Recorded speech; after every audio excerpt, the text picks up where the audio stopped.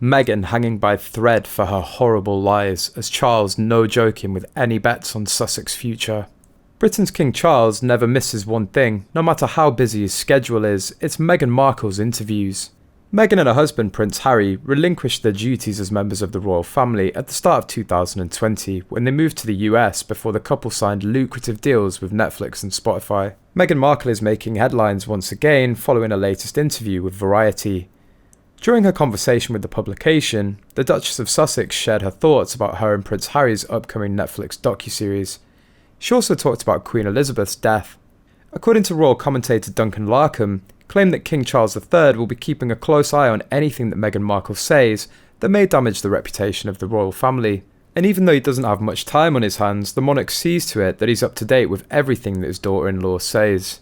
King Charles's modus operandi has been to pretty much try and ignore any stuff that's written and said about him.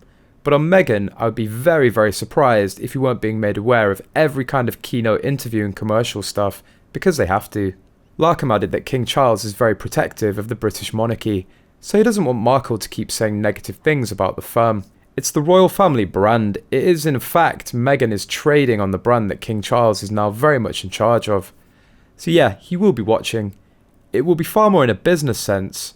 He won't want her to be saying things that could be damaging to the reputations of the royal family, and in particular, things that, in his opinion, are utterly untrue and unfair. At the end of the day, King Charles keeping himself up to date with what Markle says in her interviews isn't surprising.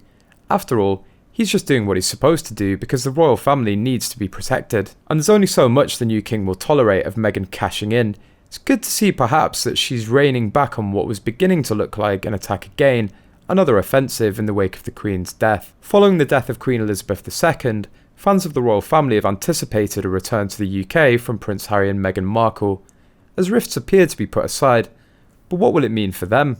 The Duke of Sussex's relationship with his father has appeared tumultuous, since he quit the royal family alongside Meghan Markle and jetted off for a new life in the US.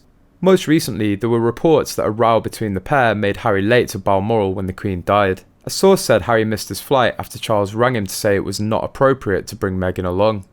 Brand expert Eric Schiffer now reckons that Harry may have to get used to the King's wishes, as the new monarch will be demanding far greater respect since ascending the throne.